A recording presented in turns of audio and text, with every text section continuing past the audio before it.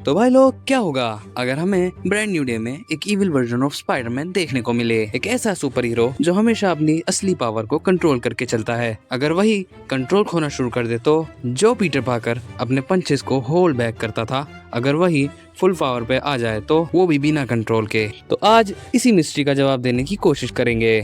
मैं हूँ बिली, आप देख रहे हैं बिलीवर्स। चलिए शुरू करते हैं। अगर आप ब्रांड न्यू डे के ट्रेलर को ध्यान से देखें तो पीटर खुद पर से कंट्रोल खोता हुआ दिखेगा। कभी स्विंग करते वक्त ऑब्जेक्ट से टकरा जाता है, कभी अपनी स्टिकिंग पावर्स को प्रॉपर्ली कंट्रोल नहीं कर पाता, और सबसे शॉकिंग मोमेंट, वो स्कॉर्पियन एंड हैंड निंजास को ऐसे धोता है जैसे वो अपने गंदे कपड़े। यहाँ मुझे एक एमसीयू कैरेक्टर की याद आती है जिसको मार्वल ऐसे इग्नोर करता है जैसे तुम्हें तुम्हारी एक्स। हाँ, मैं बात कर रहा हूँ मून नाइट की, जिसको मार्वल ने बना तो दिया लेकिन सेकंड सीजन का एड्रेस अभी तक नहीं मिला।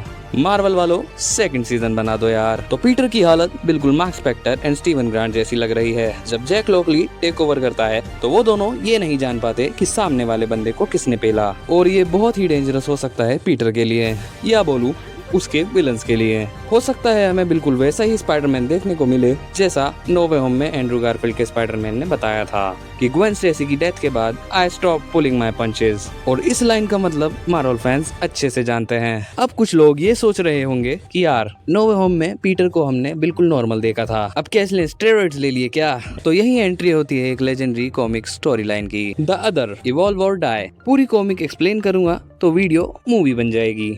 अगर उसका फुल ब्रेकडाउन चाहिए तो कमेंट में जरूर बताना। अभी शॉर्ट वर्जन सुनो। इस कॉमिक बुक में स्पाइडरमैन एक पावरफुल विलन से फाइट करता है और इतना बैडली इंजर्ड हो जाता है कि डॉक्टर्स भी ऑलमोस्ट बोल देते हैं भाई अब इसको मेडिकल भी नहीं बचा सकता, और फिर पीटर की डेथ हो जाती है। लेकिन प्लॉट ट्विस्ट, थोड़ी देर बाद वो एक ककून से बाहर आता है, बिल्कुल वैसे ही जैसे ब्रांड न्यू डे के ट्रेलर में दिख रहा है, और यहीं से उसकी पावर्स नेक्स्ट लेवल पे पहुंच जाती है। Super strength, healing factor, enhanced spider sense, और सबसे शॉकिंग, ऑर्गेनिक वेबिंग, बिल्कुल टॉम हॉलैंड की तरह। कोइंसिडेंस या मार्वल हमें हिंट दे रहा है? अब एक और सवाल, मून नाइट के पास जैक लॉकली था, लेकिन पीटर को कौन कंट्रोल कर रहा है? यही आता है उसका स्पाइडर सेंस, या बोलूं स्पाइडर इंस्टिंक्ट। याद है नो वे होम में डॉक्टर स्ट्रेंज ने पीटर की सोल बॉडी से बाहर निकाल दी थी, लेकिन फिर भी स्पाइडर सेंस इतनी पावरफुल थी कि उसने बॉक्स को बचाया था। अब सोचो, अगर वही इंस्टिंक्ट 10 गुना 100 गुना और ज्यादा इवॉल्व हो जाए, पीटर कितना डेंजरस बन सकता है। और मुझे लगता है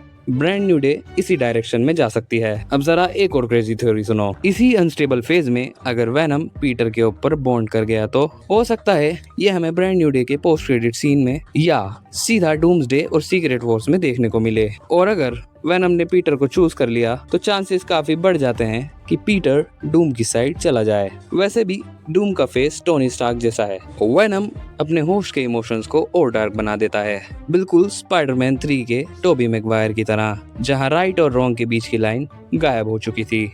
अगर मार्वल ने ये रूट चूज किया तो बिलीव मी, ये एमसीयू का सबसे डार्केस्ट वर्जन ऑफ स्पाइडरमैन होगा। लेकिन फिलहाल ये सिर्फ एक थ्योरी है, सच क्या है वो हमें मूवी रिलीज होने के बाद ही पता चलेगा।